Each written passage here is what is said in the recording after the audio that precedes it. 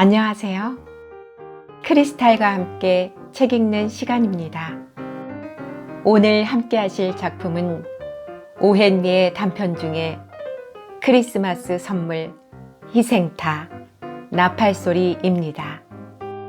오헨리는 미국의 단편소설 작가로 10년 남짓한 작가 생활 동안 300여 편의 단편소설을 썼습니다. 오스틴에 있는 제1국립은행의 은행원으로 일하며 습작을 시작했고 1893년 주간지 롤링스톤을 창간하며 문단에 데뷔했습니다. 1896년 은행 공금 횡령 혐의로 기소되어 3년형을 살게 되는데 옥중에서의 체험을 소재로 단편 소설을 쓰기 시작했습니다. 오헨리의 작품은 풍자, 기지, 애수에 찬 능란한 화술과 수고로서 평범하고 가난한 미국인들의 생활을 정확하게 그려냈으며 짜임새 있는 작품 구성과 뜻하지 않은 결말로 독자에게 진한 감동을 안겨준다는 평을 받았습니다. 대표적인 작품으로는 마지막 잎새, 크리스마스 선물 등이 있습니다. 구독, 좋아요, 알림 설정 부탁드립니다. 크리스마스 선물 $1 87센트, 그것이 전부였다. 그 중에서도 60센트는 1센트짜리 동전들이었다. 이 돈은 그녀가 식료품 가게와 채소 가게, 푸주간에서 물건을 사면서 한 푼 두 푼 깎아 모은 것이었다. 이 돈을 모으느라고 이 여자 정말 지독한 구두쇠로군 하는 가게 주인의 무언의 비난에 얼굴을 붉혔던 적이 한두 번이 아니었다. 델라는 그 돈을 3번이나 세어보았다. 세어보고 또 세어도 $1 87센트였다.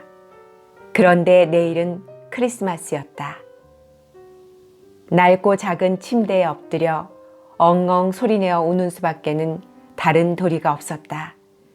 그래서 델라는 침대에 엎드려 정말로 울기 시작했다. 인생이란 눈물과 미소로 이루어져 있는데 그 중에서 눈물이 더 많다는 어느 명언이 생각났다. 이 집의 안주인이 흐느끼다가 훌쩍거리는 단계로 점차 옮겨가는 동안 잠시 집안을 구경하기로 하자.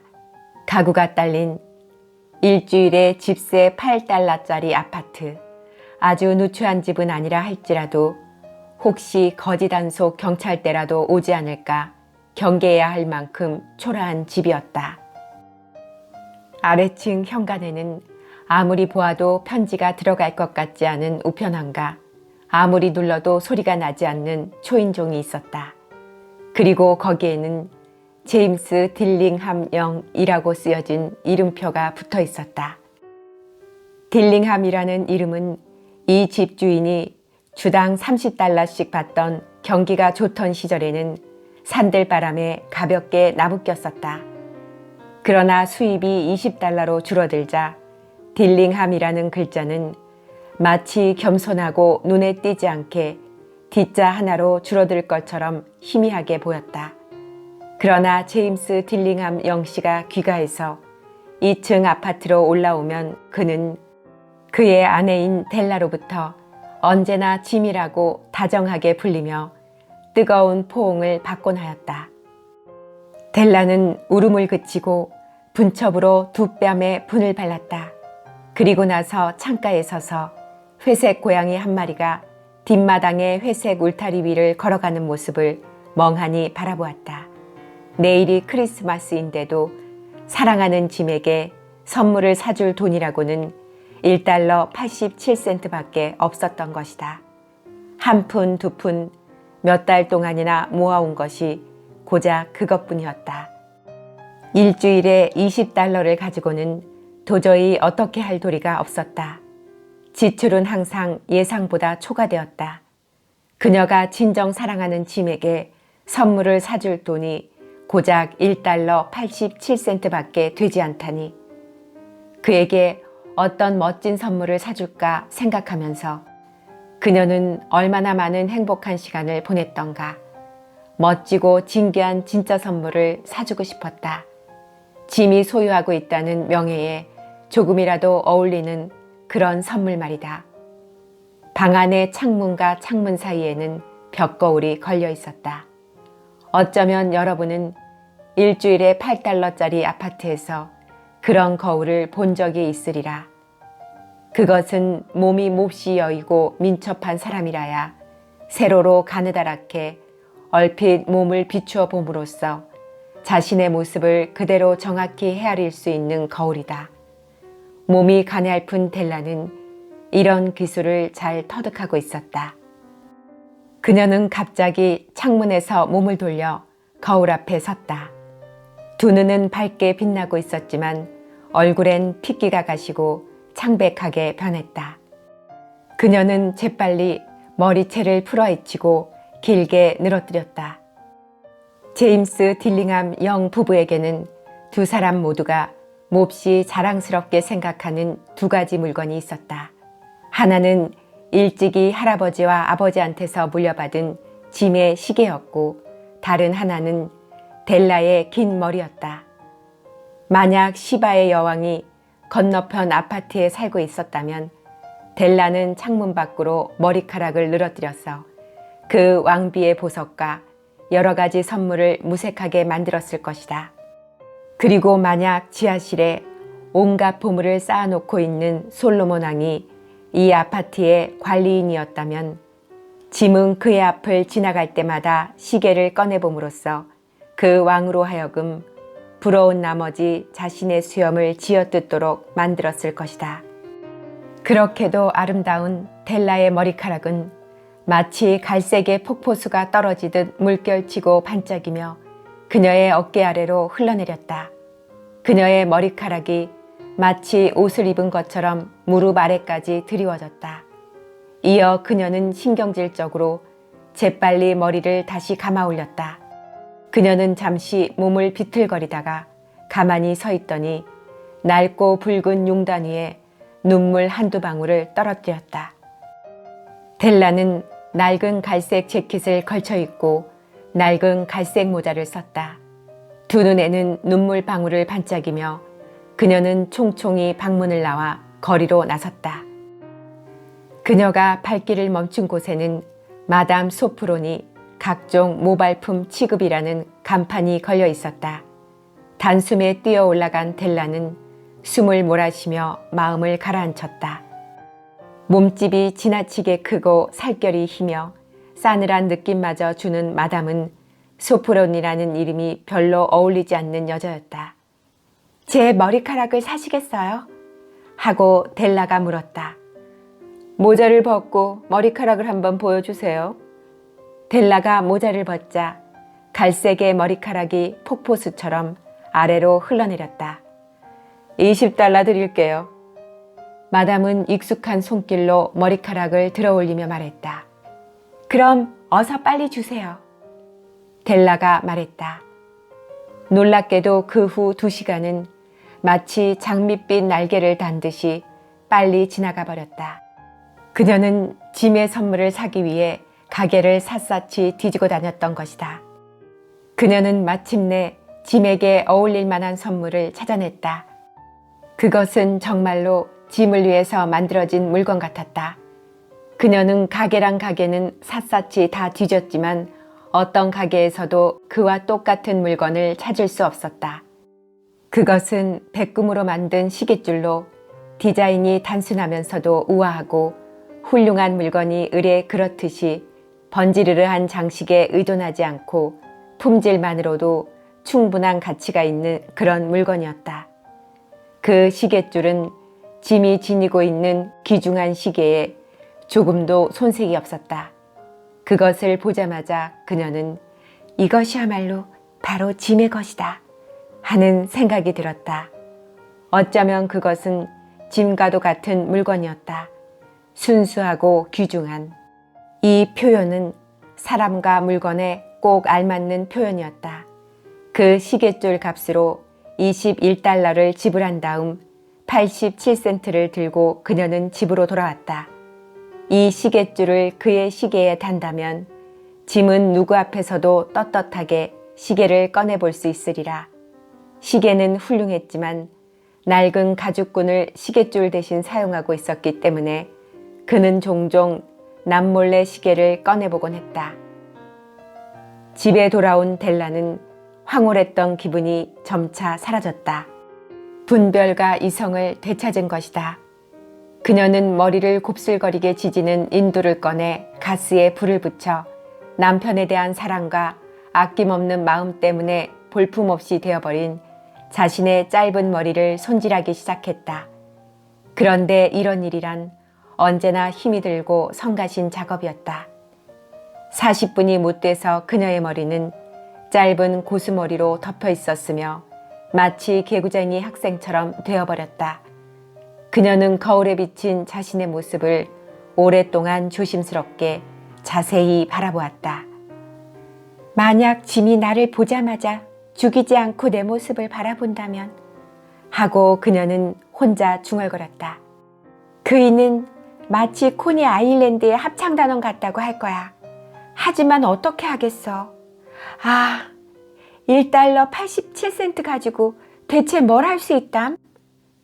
7시가 되자 커피를 끓이고 스토브 위에 프라이팬을 얹고 고기를 요리할 수 있는 준비를 다 갖추었다. 짐은 늦게 돌아온 적이 한 번도 없었다. 델라는 시계줄을 접어 손에 쥐고 문 가까이에 있는 탁자 한 구석에 앉아 있었다. 바로 그때 층계의 첫 계단을 올라오는 짐의 발걸음 소리가 들리자 그녀의 얼굴은 백지장처럼 하얗게 변했다. 그녀는 매일 아무리 사소한 일이라도 혼자서 짧게 기도를 드리는 습관이 있었다. 오, 하나님, 남편으로 하여금 제가 여전히 예쁘다고 생각하게 하여 주소서. 그녀는 이렇게 중얼거리고 있었다. 문이 열리더니 짐이 들어오고는 다시 문이 닫혔다. 그는 몸이 여유었으며 몹시 진지한 표정이었다. 가엾게도 그는 이제 겨우 22살이었지만 가정이라는 무거운 짐을 지고 있는 것이다. 그에게는 새 외투가 필요했고 장갑 또한 없었다. 짐은 메추라기 냄새를 맡은 사냥개처럼 꼼짝도 하지 않고 문간에 서 있었다. 그 눈은 델라를 응시하고 있었는데 그 시선에는 델라가 읽을 수 없는 표정이 들어있어서 그녀는 두려움에 떨었다. 그것은 분노도 경악도 비난도 공포도 아니었다. 그렇다고 그녀가 각오하고 있던 그 어떤 감정도 아니었다. 그는 얼굴에 이상야릇한 표정을 지은 채 그녀를 뚫어지게 바라볼 뿐이었다. 델라는 머뭇거리며 의자에서 몸을 일으켜 그에게 다가갔다. 짐, 저를 그런 눈으로 쳐다보지 마세요. 당신에게 선물을 하지 않고는 크리스마스를 보낼 수가 없어서 제 머리카락을 잘라 팔았어요. 머리는 또 자랄 거예요. 괜찮지요? 네, 정말 할 수 없었어요. 제 머리카락은 굉장히 빨리 자라요. 짐, 저에게 메리 크리스마스라고 해주세요. 그리고 우리 즐겁게 지내요. 내가 당신을 위해 얼마나 멋지고 얼마나 아름다운 선물을 준비했는지 당신은 모르실 거예요. 하고 그녀는 큰 소리로 말했다. 당신 머리카락을 잘랐다고? 하고 짐은 아무리 노력해도 그 명백한 사실이 납득이 가지 않는다는 듯이 힘들여 물었다. 그래요. 그걸 잘라서 팔았어요. 그래도 전과 같이 저를 사랑해 주시는 거지요. 제 머리카락이 없어졌지만 저는 저예요. 하고 델라는 대답했다. 짐은 이상하다는 듯이 방안을 둘러보았다. 그러니까 당신 머리카락은 이제 없어졌다는 말이지? 하고 그는 마치 바보처럼 멍청하게 말했다. 찾아볼 필요도 없어요. 델라는 계속해서 말했다. 팔아버렸다고 하지 않았어요. 이젠 팔아서 없어졌어요. 여보, 오늘 밤은 크리스마스 이브예요. 저에게 상냥하게 대해주세요. 그 머리카락은 당신을 위해 팔았으니까요. 어쩌면 제 머리 위에 자라나는 머리카락의 수를 셀 수 있을지 몰라요. 하지만 당신에 대한 저의 사랑은 아무도 헤아릴 수 없어요. 짐, 고기를 올려놓을까요? 하고 그녀는 다정하면서도 진지하게 말을 이었다. 짐은 멍한 상태에서 갑자기 깨어나는 것 같았다. 그리고는 아내를 껴안았다. 잠시 이들로부터 눈을 돌려 별로 중요한 것 같지 않은 문제를 생각해보자. 일주일에 8달러의 돈벌이와 1년에 100달러의 돈벌이는 어떤 차이가 있을까? 수학자나 지식이 많은 사람에게 물어보아도 그들은 틀린 답을 할지 모른다. 성경에 나오는 동방 박사들은 귀중한 선물을 가지고 왔지만 그 선물 가운데서도 해답은 없었다. 이 수수께끼 같은 말의 뜻은 나중에 밝혀지게 되리라.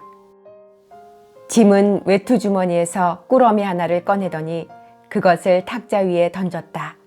델라, 나를 오해하지 말아줘. 나는 당신이 머리카락을 잘라버렸건 면도를 해버렸건 아니면 샴푸를 했건 내가 어떻게 당신을 덜 사랑할 수 있겠어. 그러나 그 꾸러미를 풀어보면 왜 내가 한참 동안 멍해 있었는지 알 거야. 하고 그는 말했다. 델라의 하얀 손가락이 재빨리 끈과 포장지를 풀었다. 그러자 델라의 입에서는 황홀한 기쁨의 환성이 터져나왔다. 그러나 그 소리는 곧 그녀의 발작적인 눈물과 울음으로 바뀌었다. 그래서 이 방의 주인은 온 힘을 다해 안주인을 위로하지 않으면 안 되었다. 바로 탁자 위에는 머리빗이 있었다. 델라가 오래전부터 브로드웨이의 진열장을 바라보며 갖고 싶어 했던 한 세트로 된 빗이 놓여 있었던 것이다. 그것은 가장자리에 보석을 받고 진짜 귀갑으로 만들어진 아름다운 빗이었으며 지금은 사라져버린 그녀의 아름다운 머리에 잘 어울릴 만한 빛깔이었다. 그 빗이 값비싸다는 것을 아는 그녀로서는 그 머리빗을 갖고 싶다는 마음뿐이었지 실제로 자신이 그것을 소유한다는 것은 상상도 못했던 것이다. 그런데 지금은 그녀의 물건이 되었지만 그렇게도 갖고 싶어 했던 빗으로 장식할 머리카락이 사라진 것이다. 그러나 그녀는 그 빗을 가슴에 꼭 껴안고 눈물이 글썽한 눈을 들어 미소를 지으며 입을 열었다. 짐, 제 머리카락은 아주 빨리 자라는 편이에요. 그리고 나서 델라는 털이 그을린 새끼 고양이처럼 자리에서 벌떡 일어서며 오, 어머나! 하고 소리쳤다. 짐은 아직 자기의 선물을 보지 못했던 것이다. 그녀는 시계줄을 손바닥에 펼쳐 올려놓고 간절한 마음으로 그에게 내밀었다. 은근한 빛깔의 값진 금속 시계줄은 밝고 열렬한 그녀의 마음의 빛을 받아 더욱 빛나는 듯 했다. 짐, 멋지지 않아요? 그녀는 계속해서 말했다. 이걸 구하려고 시내를 온통 샅샅이 뒤졌어요. 당신, 이젠 하루에 100번이라도 시계를 볼 수 있을 거예요. 자, 시계를 주세요. 이 시계줄이 당신 시계에 얼마나 잘 어울리는지 보고 싶어요. 그러나 짐은 시계를 꺼내주는 대신 침대에 털썩 주저앉은 다음 뒷머리에 두 손을 갖다 대고 빙긋이 웃었다. 여보, 하고 그는 잠시 뜸을 들인 후 말했다. 크리스마스 선물은 당분간 치워둡시다. 그것들은 지금 당장 사용하기엔 너무 훌륭한 것들이니 당신에게 빚을 사줄 돈을 마련하느라고 난 시계를 팔았거든. 자, 이제 고기를 올려놓아요. 여러분도 알다시피 동방 박사들은 말구유에서 태어난 아기 예수에게 선물을 가져다 주었던 현명한 사람들이었다. 사람들이 크리스마스 선물을 주고받게 된 것도 바로 이들로부터 시작된 것이다. 그들은 현명한 사람들이었기 때문에 그들의 선물 또한 틀림없이 현명한 것이어서 만약 그 선물이 서로 같을 경우에는 어쩌면 다른 것으로 바꿀 수 있었으리라. 어쨌든 나는 여기에 서로를 위해서 자신의 가장 값진 보물을 가장 어리석게 희생해버린 싸구려 아파트에서 살고 있는 두 젊은이의 평범한 이야기를 서툴게나마 늘어놓았다. 그러나 오늘을 사는 현명한 사람들에게 마지막으로 하고 싶은 말은 선물을 주는 모든 사람들 중에서, 아니 선물을 주고받는 모든 사람들 중에서 이들 두 사람이야말로 가장 현명한 사람들이라는 것이다. 아니, 이 세상에서 그들은 가장 현명한 사람들이다. 그들이 바로 동방 박사들이기 때문이다.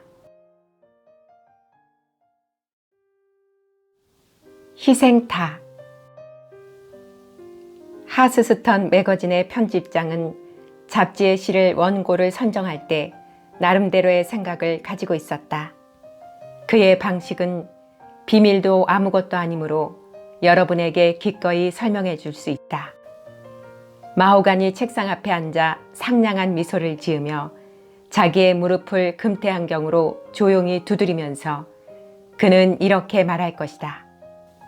우리 하스스턴사는 말씀입니다. 리더들은 고용하지 않습니다.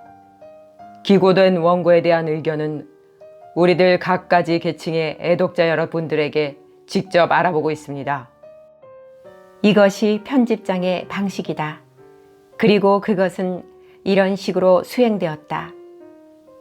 우선 원고 뭉치가 들어오면 편집장은 자기의 모든 주머니에 원고를 모조리 쑤셔넣고는 여기저기 돌아다니면서 그것을 배부한다. 회사 사무원, 수의, 관리인, 엘리베이터 보이, 대신저 보이, 편집장이 점심을 먹으러 들르는 식당의 웨이터, 그가 늘 석간신문을 사는 뉴스텐드의 주인, 식품점 주인, 우유가게 주인, 5시 30분발 북행 고가철도의 차장, 60몇 번인가 역의 개찰개, 자기 집의 요리사 겸 가정부일을 맡고 있는 여자애, 이들이 모두 리더로 하스스턴 매거진사로 보내진 원고를 검토한 후 의견을 말해주는 것이다. 만일 편집장의 주머니가 텅 비기 전에 그가 가족의 품으로 돌아와 버리는 경우에는 나머지 원고는 마누라의 손에 넘겨져 아기가 자고 난 뒤에 읽어달라고 하였다. 그리고 2, 3일이 지나면 편집장은 언제나처럼 정해진 코스를 돌면서 하나하나 모아 그 갖가지 의견을 참고하는 것이었다. 이런 식으로 잡지를 만드는 방법은 그야말로 잘 들어맞았다. 따라서 발행부스는 광고료의 수입이 늘어남에 따라 보조를 맞추어 기막힌 기록을 세우고 있었다. 하스스턴사는 단행본도 출판하고 있었는데 그중 몇 가지는 큰 성공을 거둔 책으로 꼽힐 정도였다. 게다가 그런 책들은 모두 편집장의 말에 의하면 하스스턴사의 많은 독지가들에 의해 추천된 것이라는 것이다. 그러나 때로는 편집부의 수다쟁이들에 의하면 하스스턴사도 이 잡다한 리더들의 충고에 따르는 바람에 모처럼의 원고를 놓친 적이 있다. 후에 그 원고가 다른 출판사에서 출판되어 기막힌 베스트셀러가 된 적도 있다는 것이다. 가령 사이러스 라텀의 향상과 하향은 엘리베이터 보이가 반대를 했고 웨이터는 사장이 별 볼 일 없다고 평했으며 주교의 마차를 타고는 전차 운전사에게 경멸을 당했고 해방은 예약 구독 접수계에서 거부되었는데 이 모두가 다른 데서 출판되어 베스트셀러가 되었다. 그럼에도 불구하고 하스스턴사는 그 방식과 시스템을 굳게 지켜왔다. 그리고 앞으로도 독지가 리더들이 모자라는 일은 절대로 없을 것이라고 생각한다. 왜냐하면 널리 흩어져 있는 리더들 모두가 편집부의 젊은 타이피스트부터 석탄을 삽으로 퍼넣는 인부에 이르기까지 언젠가는 이 잡지의 편집장이 된다는 기대를 품고 있었기 때문이다. 하스스턴사의 이 방식을 앨런 스레이턴도 잘 알고 있었다. 마침 그가 사랑이야말로 모두라는 제목의 단편 소설을 쓰고 있었을 때의 일이다. 스레이턴은 모든 잡지의 편집부를 모조리 돌아다니며 끈질기게 원고를 흥정하고 있었던 만큼 뉴욕의 모든 편집부 내부 사정을 꿰뚫고 있었다. 그러므로 하스스턴사의 편집장이 연애물은 편집장의 속기계인 파우킨 양에게 보낸다는 사실도 알고 있었다. 그런데 이 편집장은 작가의 이름은 반드시 리더들에게 비밀로 해두고 있었다. 그것은 빛나는 이름이 리더들의 보고의 성실함을 좌우하지 못하도록 하려는 배려였던 것이다. 스레이턴은 사랑이야말로 모두를 모든 생명을 걸어 역작으로 만들었다. 그는 6개월 동안 그의 마음과 두뇌를 모두 이 작품에만 쏟았다. 그것은 순수한 연애소설로서 아름답고 로맨틱하며 정열적인 작품이었고 하나의 산문시라고 할 수 있었다. 그는 사랑을 신이 인간에게 준 온갖 혜택 가운데 가장 위에 올려놓았다. 스레이턴의 문학적 야망은 실로 대단했다. 다른 세속적인 보물은 모두 희생하더라도 자기가 선택한 예술로 이름을 날리고 싶었다. 오른손 하나쯤 잘라내더라도 또는 몸 전체를 맹장 전문 의사를 꿈꾸는 돌팔이 의사의 메스 앞에 바치더라도 꿈을 실현시켜서 자기의 역작이 하스스턴지에 실리는 것을 보고 싶었다. 드디어 스레이턴은 사랑이야말로 모두를 완성했다. 그리고 그것을 직접 하스스턴사로 가지고 갔다. 이 잡지사는 몇 개의 회사가 모여있는 큰 빌딩 안에 있었고 그 빌딩 1층에는 관리인이 있었다. 스레이턴이 입구로 들어가 엘리베이터 쪽으로 가려고 하자 포테이토를 만드는 데 쓰는 도구가 날아와 스레이턴의 모자를 강타하고는 문의 유리를 부수어버렸다. 이 주방용품에 이어 이번에는 관리인이 뛰어왔다. 그는 몸집이 컸으나 과히 건강해 보이지는 않는 사나이로서 바지를 끌어올리는 멜빵도 풀린 채 지저분한 모양으로 허둥지둥 숨을 헐떡이고 있었다. 그리고 역시 지저분한 차림의 뚱뚱한 여자가 머리를 헝클어뜨리고 뒤쫓아왔다. 관리인의 발이 타일 바닥에 미끄러져 절망의 비명을 울리면서 털썩 쓰러졌다. 그러자 여자는 남자에게 덤벼들며 머리카락을 쥐어뜯었다. 사나이는 신음소리를 냈다. 어느 정도 화가 풀렸는지 여자는 일어나서 유유히 물러났다. 마치 미네르바, 로마 신화의 여신처럼 말이다. 관리인도 일어섰다. 그는 피로해 보였으나 그보다는 자존심이 몹시 상한 듯했다. 결혼을 하면 이렇다니까요. 그는 스레이턴에게 계속해서 말했다. 약간 기분이 언짢은 투였다. 저 사람이 그 옛날에 내가 밤잠도 못 자고 사모했던 전을 압니다. 모자를 떨어뜨리게 해서 미안하군요. 제발 지금 본 광경을 빌딩 사람들에겐 비밀로 해주십시오. 목이 날아가게 되면 곤란하거든요. 스레이턴은 엘리베이터를 타고 하스스턴사로 올라갔다. 그리고는 원고를 편집장에게 맡겼다. 편집장은 원고의 채택 여부를 일주일 뒤에 알려주겠다고 약속했다. 스레이턴은 아래층으로 내려가면서 기막힌 승리의 계획을 세웠다. 그 계획은 너무나 완벽해서 눈부실 정도였다. 그는 그런 명안을 생각해낸 자기의 천재성에 감탄하지 않을 수 없었다. 그래서 그날 밤 그는 당장 실행에 착수했다. 하스스턴사의 속기계인 파우킨 양은 스레이턴과 같은 집에 하숙을 하고 있었다. 그녀는 나이가 좀 들어 보였으며 몸이 말랐고 배타적이면서 센티메탈한 여자였다. 스레이턴은 얼마 전에 그녀를 소개받은 적이 있었다. 스레이턴의 대담하고도 자기 희생적인 계획은 이러했다. 그는 하스스턴사의 편집장이 연애소설에 대한 원고는 파우킨 양에게 검토를 의뢰한다는 사실을 알고 있었다.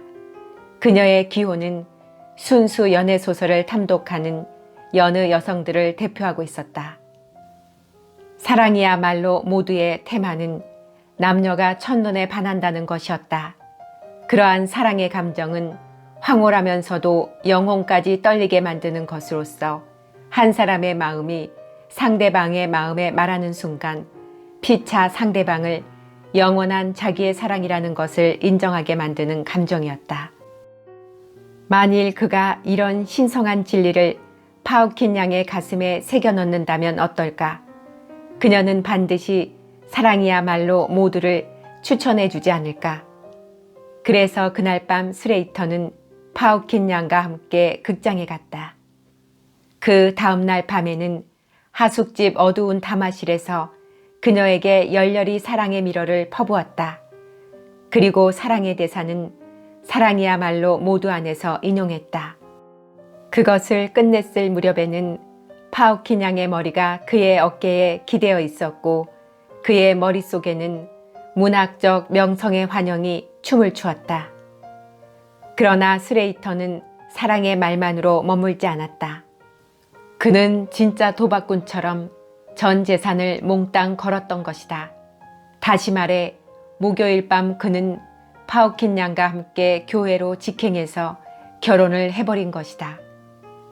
용감한 스레이턴이여, 사트부리 양은 다락방에서 죽었고 바이런은 미망인을 설득했으며 키츠는 굶어 죽었고 폰은 마시는 것을 잘못 알았다.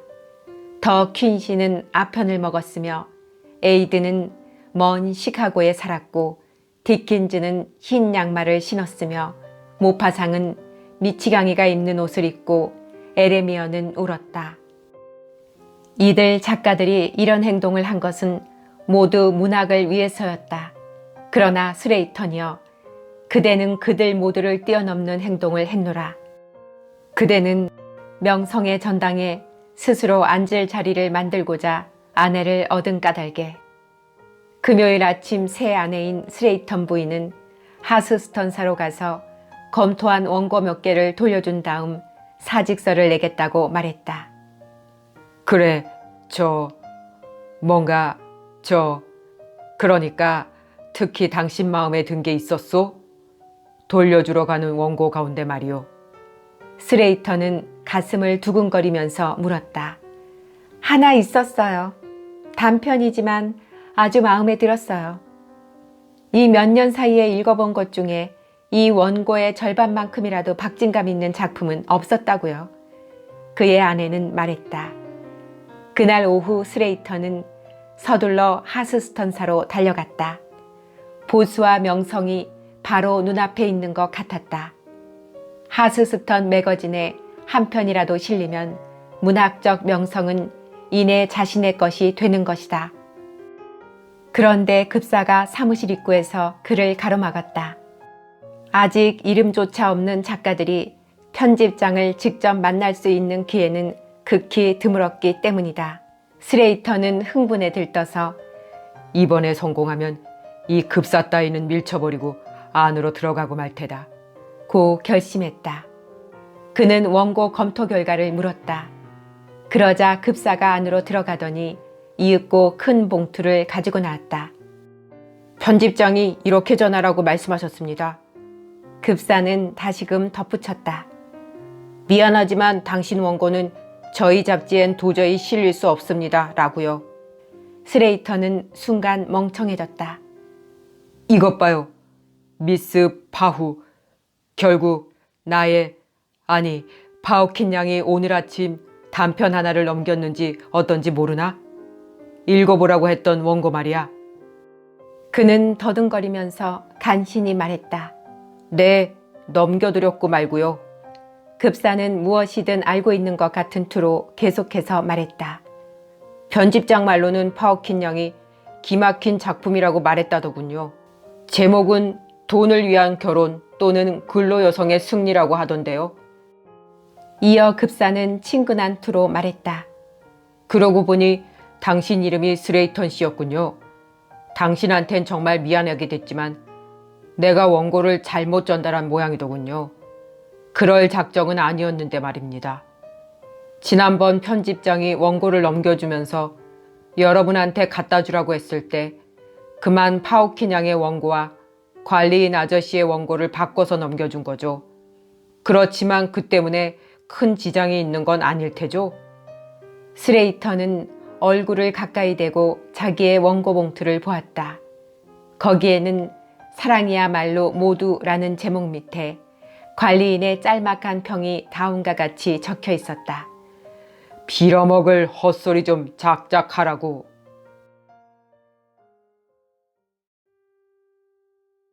나팔소리.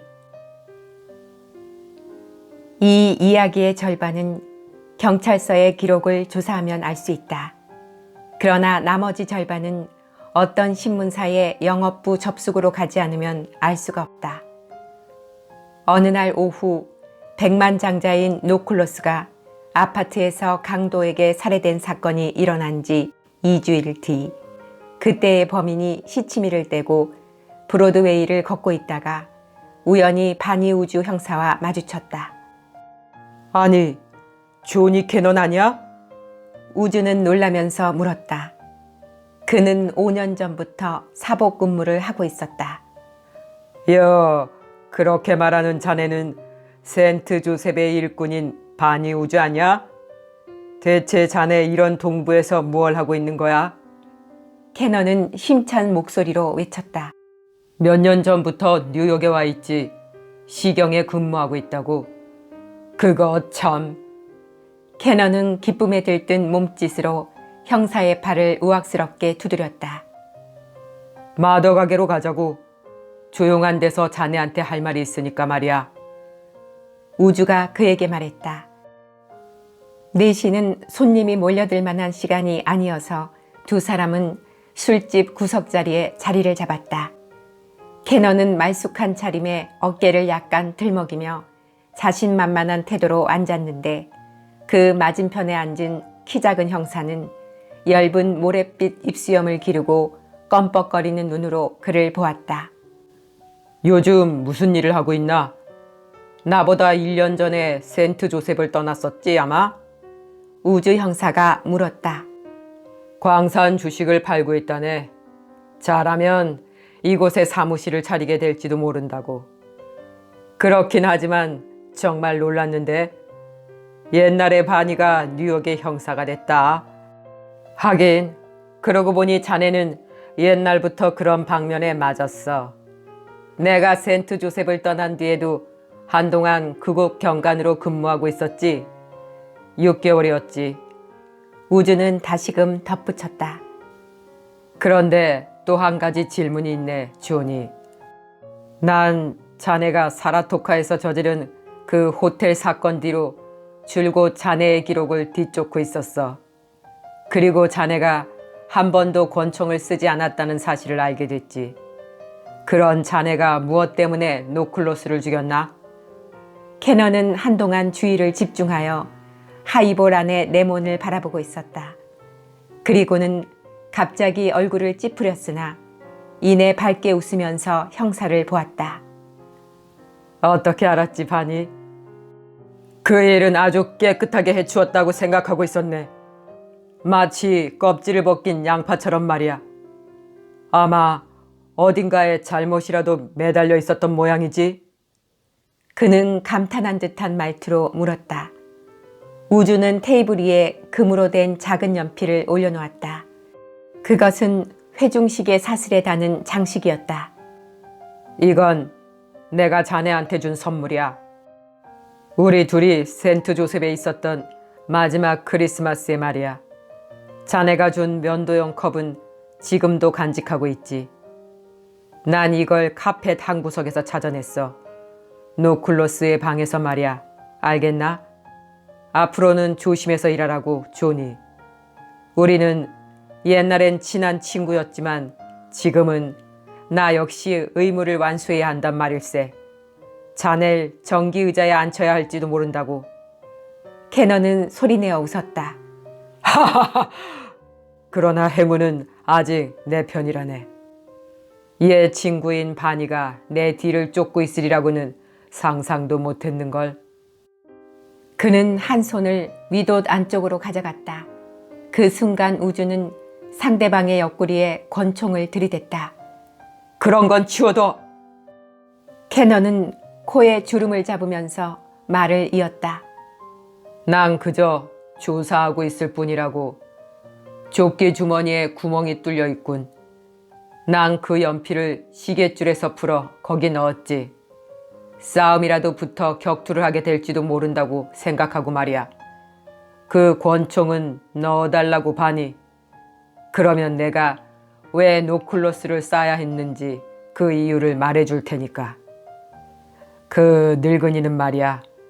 복도까지 따라 나와 내 위도 등에 달려있는 단추를 향해 쏘았다고. 그러니 별 수 있었겠나? 그놈이 그 짓을 못하게 막을 수밖에. 할망구 쪽은 더 기막힌 여자였어. 침대에 머리를 처박은 채 12,000달러짜리 다이아몬드 목걸이를 뺏기면서도 울음소리 하나 안 내고 보고 있었으니까. 그러면서 고작 3달러 정도 값어치밖에 안 되는 작은 금반지만은 돌려달라고 애걸복걸 하더구만. 그 여자 보나마나 노클로스 영감하고 결혼한 이유가 돈 때문이었을 테지. 그렇지만 여자란 사랑에 실패한 남자한테 받은 추억 어린 물건에 미련이 있게 마련이거든. 아무튼 반지가 6개, 브로치가 2, 그리고 시계가 하나, 몽땅 합쳐 15,000달러 정도가 될 게야. 아까도 말했지만 함부로 짓거리지 말라고. 아니야, 염려 없어. 캐넌은 다시금 말했다. 훔친 물건은 호텔의 내 가방 안에 있지. 그럼 내가 왜 이런 말을 짓거리는지 그 까닭을 들려주지. 그건 말이야, 걱정할 필요가 전혀 없기 때문이지. 염려할 필요가 없단 말이야. 자네는 내게 1,000달러의 빚이 있다고. 바니 우주, 그러니까 자넨 나를 잡고 싶을지 모르지만 자네 손이 말을 들어주지 않는다, 이 말이지. 잊고 있진 않아. 자네는 말 한마디 없이 50달러 지폐로 20장을 꺼내줬지. 언젠가는 갚아줄 셈이라고. 그 1,000달러 덕분에 우리 가족, 그렇지, 놈들이 우리 집 세간을 밖으로 끌어내려는 순간에 때맞춰 갚아줬으니까. 그러니까 하는 말인데, 내가 진짜 바니 우주고 성실하고 의리 있는 사나이라면 그런 은혜를 입고 나를 잡을 수야 없는 노릇이지. 그야 나 역시 이런 직업을 갖고 있는 이상 자물쇠와 마찬가지로 인간도 연구하지 않을 수 없다고. 이봐, 웨이터를 부를 테니 그동안 꼼짝 말고 있어. 난 요즘 술을 마시지 않으면 못 견딜 지경이야. 그래서 늘 조바심을 내고 있다네. 난 거래 중엔 절대로 술을 안 마셔. 얘기가 끝나면 그땐 나도 친구 바니하고 떳떳하게 한 잔 마실 수 있지. 자넨 뭘 마시겠나? 웨이터는 작은 병과 사이펀을 가져오자 다시금 사라졌다. 자네 말대로야. 우주는 그 작은 연필을 둘째 손가락으로 굴리며 말을 계속했다. 난 자네를 그대로 놓아줘야 해. 난 자네를 체포할 수 없지. 그 돈만 갚았더라도. 그렇지만 아직 못 갚았단 말이야. 그러니까 못 본 채 해야지. 그렇게 말할 줄 알았지. 나는 사람을 볼 줄 알아. 자, 바니, 건배야. 캐넌은 술잔을 들고 미소를 지었다. 난 말일세. 우주는 조용히 말을 계속했다. 마치 말을 하면서 생각에 잠겨 있는 듯 했다. 자네와 나 사이에 부채 문제만 없다면 뉴욕 안의 모든 돈을 내 앞에 쌓아 올린다 해도 자네를 절대로 놓치지 않을 거야. 그런데 그게 불가능한 걸 어쩌지? 캐넌은 또다시 덧붙였다. 그래서 자네하고 마셔도 난 안전한 거지. 대개 사람들은 내 직업을 다른 눈으로 보고 있어. 이 직업을 예술이나 지적인 직업 속에는 넣어주질 않는 거야. 그렇지만 난 옛날부터 이 직업에 긍지 같은 걸 갖고 있다네. 아무튼 간에 난 자네를 놓아줘야 해. 하지만 다음엔 경찰을 그만둬야 한다고. 설마 마부 정도는 해나갈 수 있을 테지. 그러면 자네한테 1,000달러를 갚을 기회는 점점 없어질 거야. 그런 건 아무래도 좋다고. 빌려준 돈은 이번 일로 없었던 일로 하면 좋겠는데 보나마나 자네 쪽에서 승낙 안 할 거란 말이야. 어쨌든 자네가 그 돈을 빌려간 게 내겐 행운이 되는 셈이군. 그 얘기는 이쯤에서 덮어두세. 나는 내일 아침 열차를 타고 서부로 갈 셈이라고. 거기라면 노클러스의 보석을 처분할 수 있는 가게를 알고 있으니까. 자, 쭉 한 잔 마시라고, 바니. 그리고 골치 아픈 건 잊어버리는 거야. 유쾌하게 마셔보세. 경찰이 머리를 맞대고 그 사건을 조사하고 있는 동안 말이야. 난 오늘 밤 사하라 사막처럼 목이 말라. 그런데 난 형사 바니가 아니라 친구 바니와 함께 있단 말이야. 그리고 캐넌은 벨을 눌러 웨이터를 수없이 불러오게 했다. 그러는 사이에 캐넌의 약점이 결국 가당치 않은 허영심과 오만한 자존심의 덩어리가 고개를 들기 시작했다. 그는 쥐도새도 모르게 해치운 절도 행각이며 교묘한 수법 따위를 연거푸 이야기하기 시작했다. 그리하여 악당들에게는 어지간히 익숙해 있는 우주도 이 사악한 인간에 대해 혐오의 감정이 솟구치는 것을 느꼈다. 전에는 자기의 은인이었던 이 사나이에 대해서 말이다. 이것으로 이번 사건에 대한 빚은 일단 없어진 셈이군. 우주는 이윽고 말했다. 그렇지만 자네도 잠시 숨어 있는 게 좋을걸. 신문에서 노클로스 사건을 다루게 될지도 모르니까. 이번 여름에 뉴욕에선 강도나 살인이 대유행이었어. 그 말은 이내 캐넌을 보복적인 노여움으로 밀어넣었다. 신문 따위는 저리 가라 그래. 놈들이 대체 무엇을 할 수 있다는 거지? 끔찍한 활자로 바보 같은 거짓말이나 늘어놓아가며 매수금이나 뜯어먹자는 것밖에 더 있어? 가령 놈들이 사건을 다룬다 해도 그게 뭐 어쨌다는 거야? 경찰을 속이는 것 좀 누워서 떡 먹기지만 신문이 무얼 할 수 있다는 거냐고. 얼간이 기자들을 몰래 현장으로 보낸다. 그러면 놈들은 근처 술집에 가서 맥주 따위를 마시면서 바텐더의 큰딸한테 이브닝 드레스를 입혀 사진을 찍지. 그리고 그걸 아파트 10층에 있는 젊은 남자의 약혼자로 만들어 신문에 실으면 그만이야. 그리고 그 청년에게는 살인이 있었던 밤 아래층에서 무슨 소리가 난 것 같다고 말하게 하는 식이지. 신문이 강도님 사냥을 한다는 건 고작 이 정도라고. 그는 마구 소리쳐댔다. 글쎄 과연 그럴까? 신문에 따라서는 그 방면에서 훌륭한 일을 하기도 하지. 가령 모닝 마지지가 그렇다네. 이 신문은 두어 가지 단서를 끝까지 추적해서 경찰이 단념해버린 사건의 범인을 캐낸 적도 있으니까. 좋아, 그렇다면. 캐넌은 자리에서 일어나 가슴을 내밀면서 말을 덧붙였다. 그렇다면 보여주지. 내가 신문을 어떻게 생각하고 있는지를 말이야. 특히 내가 말한 그 모닝마지라는 신문 말이지. 테이블 근처에 전화 박스가 있었다. 캐넌은 그곳으로 들어가 전화기 앞에 앉았다. 문은 열려진 채였다. 그는 전화번호 책을 뒤지더니 수화기를 들고 교환수에게 용건을 말했다. 우주는 잠자코 앉아 있었다. 그리고 전화기 앞에서 비웃음을 띤 냉정한 얼굴을 지켜보며 귀를 기울이고 있었다. 이윽고 사람을 놀리는 것 같은 비웃음으로 뒤틀린 캐넌의 잔인하고 얇은 입술에서 이런 말들이 흘러나왔다. 모닝 마즈사인가? 편집장에게 할 얘기가 있다고. 아니, 노클러스 사건에 대해 할 말이 있다고 전하라고. 당신이 편집장인가? 좋아. 난 노클러스 영감을 죽인 사람이라고. 잠깐 기다려. 끊어버리지 말란 말이야.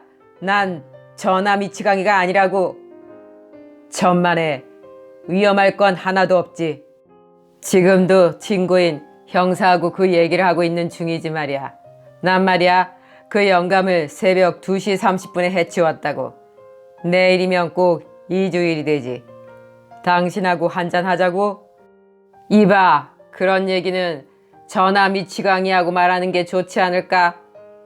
당신 뭘 모르는 모양이군. 이게 당신을 놀리는 전화인지 아니면 당신네 그 엉터리 신문이 기막힌 특종감을 잡을 수 있는 전화인지 말이야. 그렇지. 꼬리가 없는 잠자리의 특종감이고 말고. 그렇지만 내 이름과 주소를 알아내려 해봤자 헛일이야. 왜 알려주느냐고? 그야 당신네 신문이 경찰도 손을 못 댄 사건을 해결한다면서. 그래서 이렇게 연락하는 거라네. 아니, 아직 얘기가 끝나지 않았어. 할 얘기가 있네.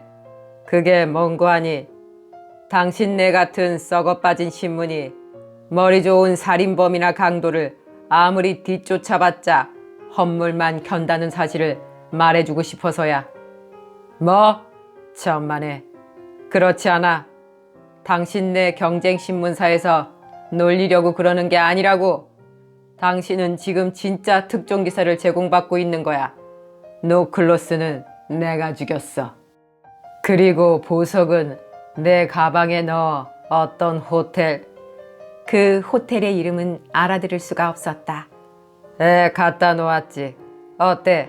그래도 날 엉터리라고 생각하나? 이봐, 잘 들어두라고. 힌트를 한 가지 줄 테니까. 그럼 당신도 납득이 될 거야. 물론 당신도 이 살인사건에 대해선 젊은 기자들을 시켜 빈틈없이 조사했을 테니까. 아무튼 말해주지. 잘 들어. 노클로스 할망구 나이트 가운에 붙어있는 두 번째 단추 말이야. 절반쯤 깨져 있을 거야. 난 할망구 손가락에서 반지를 빼낼 때 그걸 알았지. 천만에. 그런 것은 그만두는 게 어때? 해봤자 헛일이라고. 캐넌은 우주 쪽을 돌아보고 악마 같은 미소를 지으며 말했다. 놈이 드디어 움직이기 시작했어. 이제야 내 말이 믿어지는 모양이야. 전화통을 손으로 막았지만 누구한테 시켜 이쪽 전화번호를 알아내려고 하고 있다고. 한 가지만 더 놀려주고 나서 날기로 해야겠군. 그는 또다시 전화에 대고 말했다. 여보세요. 그렇지. 난 아직 여기 있다고. 설마 내가 도망치리라고 생각하고 있었던 건 아닐 테지? 너희 같은 엉터리 신문기자 놈들한테서 나를 48시간 안에 체포해 보이겠다고? 이봐, 농담 작작하라고. 어르신네 일은 놔두고 고작 이혼 사건이나 전차 사고라도 뒤쫓는 게 어떤가? 그럼 안녕, 편집장. 그곳으로 갈 틈이 없어. 안타깝구먼. 캐넌은 수화기를 놓고 밖으로 나왔다. 녀석, 쥐를 놓친 고양이처럼 화를 내고 있군. 그건 그렇고 바니, 어디 가서 쇼라도 구경하고 잘 시간까지 천천히 즐기게. 난 4시간만 자면 충분하다고. 그 뒤는 서부행 열차를 타기만 하면 되니까 말이야. 두 사람은 브로드웨이의 어느 레스토랑에서 식사를 했다. 캐넌은 혼자 만족해하고 있었다. 그리고 소설 속의 왕자님처럼 돈을 썼다. 그들은 호화로운 뮤지컬 코미디를 구경하고 어떤 그릴에서 야식을 들고 샴페인을 마셨다. 새벽 4시경까지 두 사람은 술집에 있었다. 캐넌은 맥빠진 투로 여전히 자기 자랑을 늘어놓았다. 우주는 생각에 잠기면서 종국을 생각하고 있었다. 그 종국은 법의 지지자로서의 자기 유용성을 묻는 데까지 와 있었기 때문이다. 그러나 궁리에 잠겨있는 사이 점점 그의 눈이 빛나기 시작했다. 과연 가능성이 있을까? 그는 이렇게 혼잣말을 했다. 정말 가능성이 있을까? 이윽고 술집 밖에서는 이른 아침의 조용한 거리가 어렴풋한 외침소리로 어지럽혀지기 시작했다.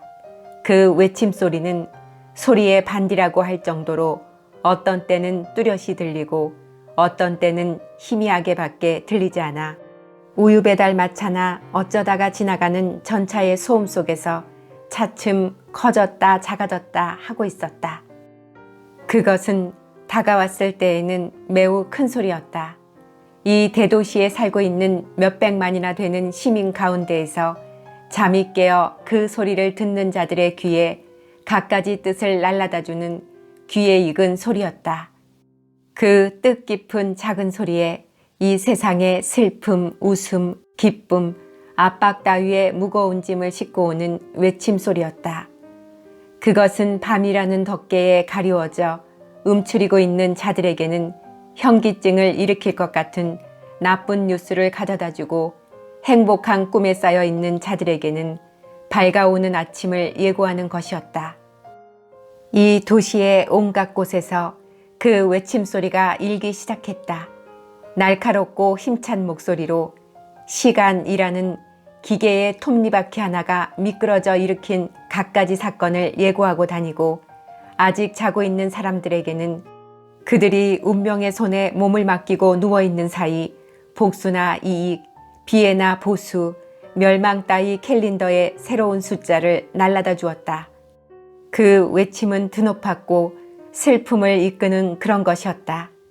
마치 그 어린 목소리에는 자기들에게는 책임이 없는 두 손에 악만이 들끓고 선 따위는 조금도 없는 짐이 지워진 것을 슬퍼하고 있는 것 같았다. 이리하여 스스로를 어찌할 수 없는 도시의 길거리에 메아리치는 것이야말로 신들의 새로운 명령을 전달하였다. 즉 신문파리 소년들이 외치는 소리였다. 신문 나팔 소리였던 것이다. 우즈는 10센트 은하를 꺼내 손가락 끝으로 웨이터 쪽으로 튕겨낸 후 말했다. 이봐, 모닝마지를 사다 주게나. 신문을 받자 그는 제 1면을 보았다. 그리고는 자기의 수첩을 한 장 찢어 거기에 작은 금연필로 무엇인가를 적기 시작했다. 뭔가 색다른 기사라도 실려있나? 캐넌이 하품을 하면서 말했다. 우즈는 캐넌에게 적은 것을 손톱 끝으로 튕겨보냈다. 뉴욕 모닝 마즈사 귀중. 존 캐넌을 지정 수취인으로 하여 상금 1,000달러를 지불해 주십시오. 이 금액은 존 캐넌의 체포 및 유죄 인정에 있어 저에게 주어져야 할 것입니다. 바너드 우주. 난 신문사에서 자네 머리에 현상금을 걸 거라는 생각을 했다네. 우주는 다시금 덧붙였다. 자네가 전화로 신문사를 놀려대고 있을 때 그런 생각이 들더란 말일세. 자, 존이 경찰서까지 동행하자고.